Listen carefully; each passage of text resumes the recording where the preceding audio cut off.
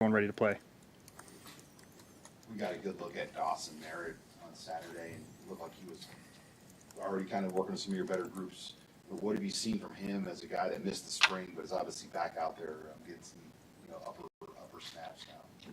Yeah, he's a great young man. I mean, obviously he's got great pedigree with his dad, and everyone knows who his dad is, coaching for the Chiefs, and just being around a game of football. I think he's got a really high ceiling. He's obviously a young player, just day in and day out, trying to improve, and he's doing that along with the rest of the guys. So I'm looking forward to the future with him. He's doing a really nice job so far. Stephen Wright been able to do everything that you would want him to do in practice? Has Stephen Wright been able to full go and all that? Yes. So when he's full go and he's able to do everything, how does it maybe expand what you guys can do as a defense if he's fully healthy and able to play every snap and practice every snap? Being a veteran guy helps a lot. He's obviously been here for a long time, so I think it gives you that ability to have some experience, being an older player, knowing the system pretty well, and just, obviously he's a big athletic kid, so young man, he's not a kid, but him being able to do a lot of different things really help. And so when you have guys like that at that position, that can cover and can pressure and can play off the ball, can play out in space, it adds versatility to the defense. What does Matt Rule mean when he says that Jaden's a cheat code? Well, I think you'd have to ask him that specifically. I don't want to put words in his mouth, but I think just kind of he's been here for a long time. So he's a guy that's experienced. He knows what he's doing. He knows what to expect. He's a smart football player. So when you got guys like that and his size, I think that helps. What do you think you were getting with Marcus Watson-Trent when he came from the portal, and how is that matched up to what you've seen over the last 7-8 months? Yeah. Well, obviously at Georgia Southern, he played a lot of football. And I think the 3 years that he was there, he had over 100 tackles each year. So you're getting a guy who has experience. You get a guy who's been a part of playing football. He played against Nebraska when he was a younger player. So he could play at a really high level. And then just talking to people about him through the process, we knew that he was a great leader, has a great, mindset to himself. So that's what we were expecting when he showed up. I know last time we talked to you about Shavers, it was sort of, we're not resting on last year, it's moving forward. How have you seen him, keep the foot on the pedal as he goes into this season? Yeah, he's had the right mindset. He's showing up each day, ready to work. He's trying to learn each day, just trying to improve each day. I mean, that's really what it's all about. Show up each day, come to work, get ready to get better, and he's done a nice job at that.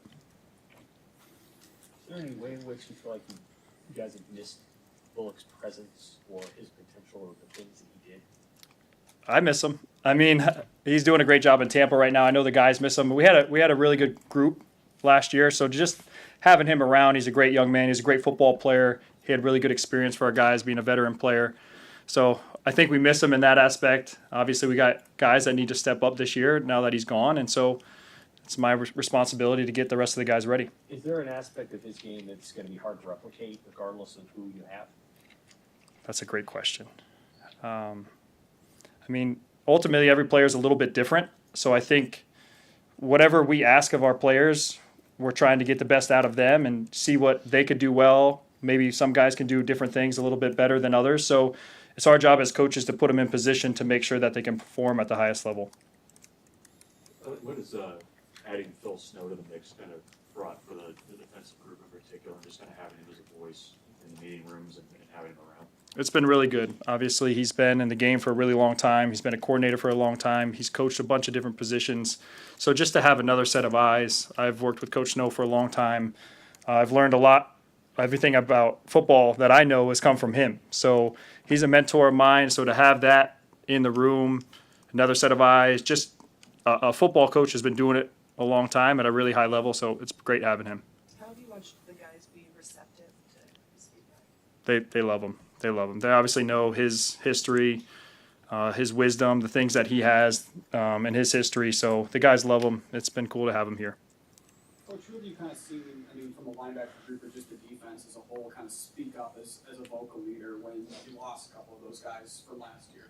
It's been a lot of the older players, the guys that have been in the program, the Deshaun's of the world, Buford, guys like that have been in the program who know what the standard is here. And so when you have guys who know what the standard is, they're able to set the standard for the rest of the players and kind of show them the way. with some of the freshman linebackers. You know, they have a kind of a versatile skill set. Where now you have some time around them, where do you see them fitting into the room? Well, right now we kind of have the guys doing everything, so we don't necessarily have guys doing specific things. We're teaching them everything about the position, both spots. So I don't have specific spots for them right yet. It's still early, and so just kind of teach them the whole defense, make sure they have a really good understanding and the fundamentals of the game. With Dawson and Christian specifically, is there an opportunity potentially for them to get after the quarterback? They kind of flashed some of that in high school. I think we'll have to just kind of wait and see. You know, it's still early. Those guys are progressing. They got a lot to learn. They're young players. You know, I think the sky's the limit for both of them. So we'll just kind of wait and see how it goes. You know, Coach, there's been some turnover in positional coaches for the past few years under Rule here. You've been able to, you know, keep your position, but also keep your room really even keel. What maybe just goes into that from a coaching mindset, but then also just a stability of producing a productive room every season?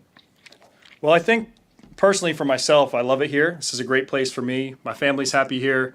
I've been with Coach Wolf for a long time, so I'm happy to be a Husker. I'm happy to be part of this staff, and I think our players are happy to be here. I mean, I'm in a great spot. I'm blessed to be where I am. I want to be here, and so everything's been great for me. And so I don't know if that really answers the question, but there's no place I'd rather be, and so I think that might help the cause. Any questions for Ron?